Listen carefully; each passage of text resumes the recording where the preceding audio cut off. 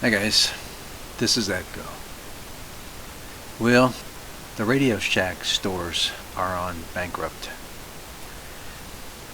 Not going to completely close, but about half of their stores are going to close. And that might be just the beginning of it. But at least for quite a few of them, we're going to lose a few. I'm going to be sorry about that. You know, they're nothing like they used to be, but what has? And the fact that it's not because of Radio Shack. People don't buy the old electronic stuff that we used to have, and what is available is on very competitive now with things like Walmart and Best Buy and things like that. Just the time has gone. I'm going to miss it though, because I still jump in there 3 or 4 times a year. There's some kind of component that I can pick up there that's very convenient. Yeah, I think we're going to have 1 out of 3 in my area is at least for now going to open. But that's the way it goes. What I wanted to do though is not talk about any more of whether people like Radio Shack or doesn't. The reason I want to bring this video out is when I was just a kid, Radio Shack had just opened up, probably I guess in the early 60s. And that's when I really started getting into electronics, and boy, I could spend an hour or two, no sweat, going to those stores and look at all the equipment. They used to have all the, CB receivers, tape recorders, stereos, all kind of parts, kits. It was just a lot of fun to go through one of those places. I wanted to tell you something. About 3 years ago, I was trying to put together a display at a library, and I was going to take in a whole lot of the old vintage computers that just came out, late 70s, early 80s. And I'd gotten pretty much everything that I needed, but I wanted to have an IBM PC. And I had just been having trouble finding one. I mean, it's been 30 years, 35 years since those PCs came out. But I was at the big hamfest up in Timonium, and there was a guy who had a space there. He had some old Atari and Commodores and stuff on there. Didn't have an IBM, but I asked him about it. He said, yeah, I didn't bring any of those, but I've got quite a few IBMs in my own house. I don't really sell any, and I told him the story of what I planned to do, and he said, I'll tell you what, I'll sell you one for $100 that works. I'll give you a monitor, the whole bit. Cool.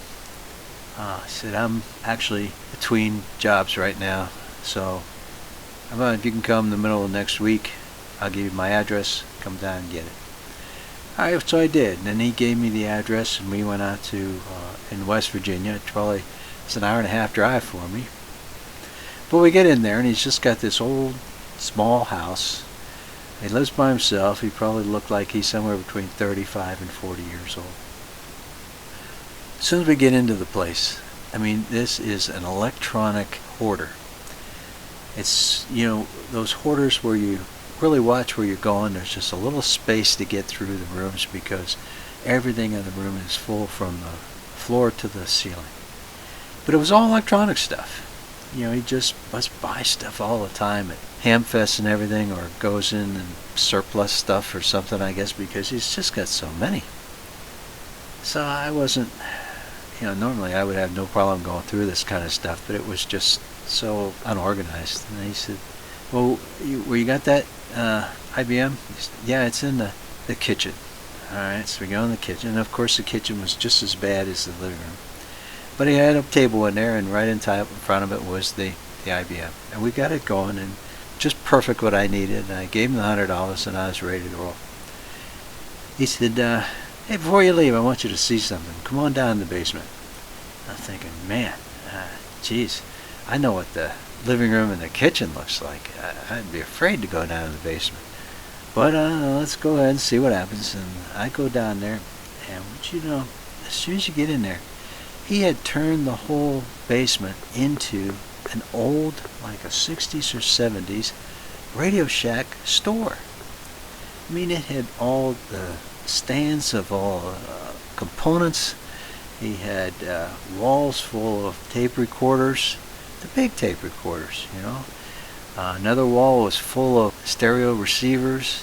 Up in the shelves, he had a bunch of CB radios. All these little stands with parts and things. Man, this is so cool.